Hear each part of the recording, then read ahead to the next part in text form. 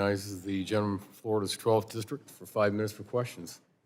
Thank you, Mr. Chairman. I appreciate it, and I thank the panel. Mr. Butler, I have a two-part question for you. You call on the communication systems to be improved and subsequently more resilient on cyber attacks. First, do you agree that data minimization is not enough to adequately protect Americans' personal information?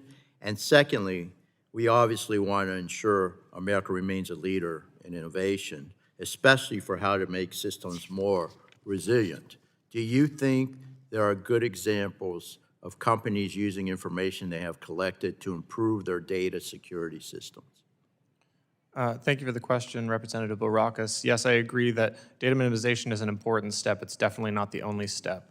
Strong data security, both requirements and, as others have discussed, the evolving evaluation and response to the threats as they evolve are essential as well. And some of that, as you point out, requires an analysis of data, what's happening in the marketplace.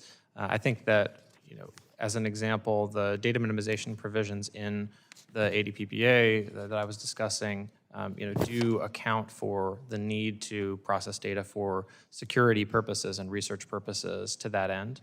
And I think that there are certainly, as others have mentioned, situations where machine learning, other evaluation techniques are used to look at the nature of the threats coming in and determine the appropriate response.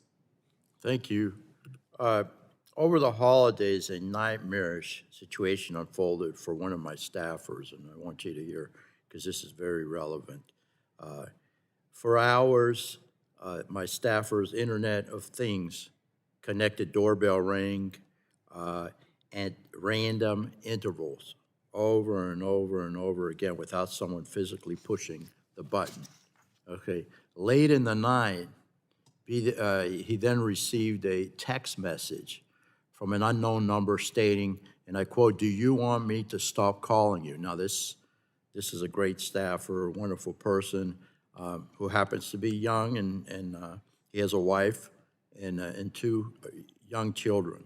So you could imagine the scenario.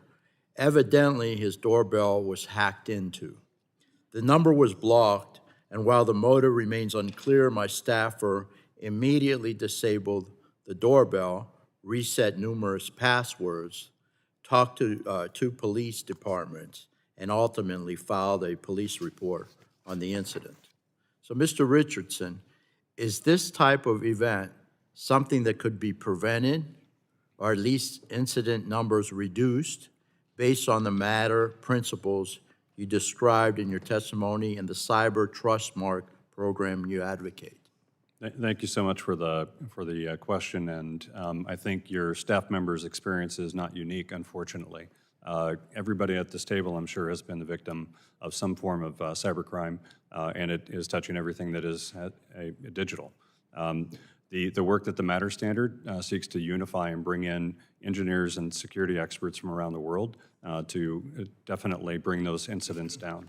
The Cyber Trust Mark, through its practices and encouraging and really getting companies to adhere to principles of better security for their devices, from not sending devices with preset passwords to taking on business practices within their own companies to ensure that those devices are secure and resilient, will reduce those incidents, I'm confident. All right, thank you.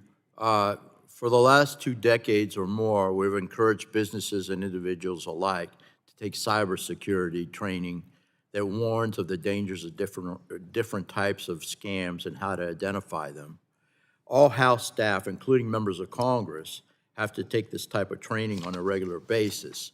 While the scams are getting more complicated every year, it seems that the ways to identify scams have remained relatively stagnant. So, Mr. Richburg, do you think that typical cybersecurity training that is encouraged by business and government alike is outdated and provides diminished returns?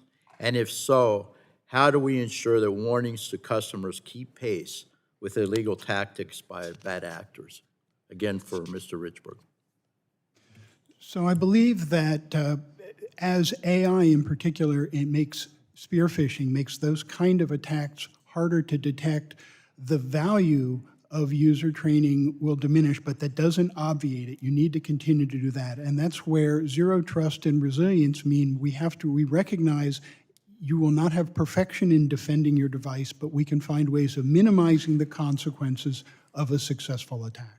All right, thank you very much, and thanks for holding the hearing, Mr. Chairman. Appreciate it. I yield back. Thank you very much.